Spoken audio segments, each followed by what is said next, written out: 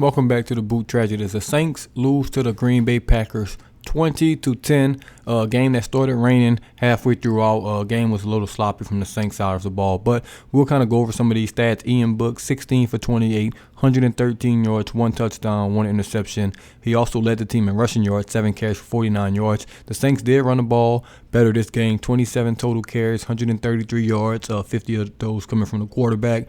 Olave, 2 catches, 28 yards and a touchdown. He was really the only standout from the receiving game. On the defensive side of the ball, John Bostic looked good. Eric Wilson looked good. Taco Charlton was good in this game. Malcolm Roach had a good game, but that roughing the passing penalty was absolutely awful and horrendous, and that should never happen from any player on any team. Defense played okay, but we could not stop the run. I know we don't have David Onyemata out there, but Kentavious Street, Shad Tuttle, those are two guys that are defensive tackle 2 and 3. It's no way we should ever give up 178 rushing yards against a team. We have to be better than that. We gave a big run to Danny Etling late, which made the numbers go higher, but before that, we were still looking awful against the run.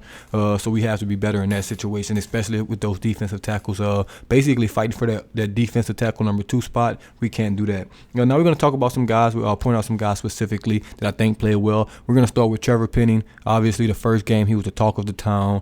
Oh, Saints drafted a bust. Is he good enough? Is he that? Is he this? But he came out, played a very, very good game number 2, much better than he had in game number 1. He got the start today. James Hurst did not play. I think he did well in his first start. I have to watch it again. I haven't watched the game again yet, but from what I've seen to the naked eye, man, he looked really, really good, especially in pass protection. Every time we passed the ball, I kind of just watched him and focused in on him. So we'll see what the film says on that. Also, Tony Jones Jr., I do think that the running back 3 position, it is over with. I think he sealed that. He looked much better than Washington, in my opinion. He honestly just did everything well on the field today. I think he ran the ball well in between the tackles. He also caught the ball well out the backfield, which I think was his biggest thing he needed to do. He also had some good returns at kick returning today. So he did, all 3 phases of the game. He also had a special teams tackle. So everything the Saints asked him to do, he did it. I did say Dwayne Washington, Abram Smith, and those guys, they had a chance, to make the team over him because his special teams play wasn't up to par. His return game was okay, but he wasn't, making any tackles on special teams. Wasn't running down there on kickoff, punt coverage. He did that today.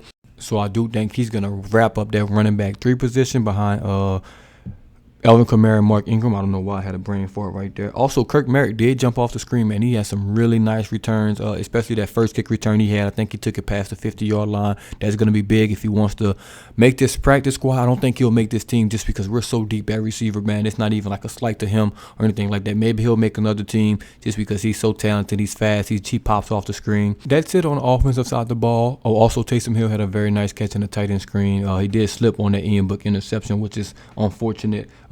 We do have to talk about Peyton Turner. I won't talk about him long because I think I'll do a separate video on him because he was once again non-existent. He had one good play today and it was a tackle for loss, but on that play, he was unblocked. Hey, as much as it was a good play, I need to see a play where you're actually getting blocked. There's somebody trying to block you. He hasn't done anything these first 2 preseason games. I'm not going to overreact, but he needs to be better, and that's just simple as that. But sometimes you just can't tell on film if he's playing well or if he's not, especially with that defensive line, offensive line. So I'll go back. I'll definitely watch the game a couple more times. And if I'm wrong, I'm wrong. But I'm definitely going to do an individual video on him because he has to be better. And last but not least, man, let's talk about the special teams unit. Blake Gilligan, an 81-yard punt today, 67-yard punt today. He went absolutely insane. Actually, I need to pull up his stats just from the punts alone because he had a super, super good day. Let's see. Blake Gilligan, he had 5 punts, 297 yards, a 59.4 average, had 1 inside the 20, and 81 was his long. We also had Will Lutz, who was 1 for 1 on his extra points, and 1 for 1 from the field goal range, was a 59-yarder. Absolutely insane from him. That is really, really good on the special teams front. Obviously, we know that special teams kicking game last year was horrendous. Now that we have Lutz back, that's great. Gilligan looks like he's picking off where he left off last year. That was really good. Also on that kick return, Kirk Merritt, 2 returns, 84 yards, man, long of 59. Then you got Tony Jones, 2 returns, averages 26.5. That's really good in the return game. So, man, I definitely won't be going too deep on this video right here. That'll pretty much wrap it up. Let me know what y'all thought about this game in the comments below. What did you like? What didn't you like? I know don't kill Ian Book too much, man. We know he's a quarterback 4. It's only so much you're gonna ask for from a quarterback 4. So, hey, man, as always, this is the Boot Tragedies, and I'm out.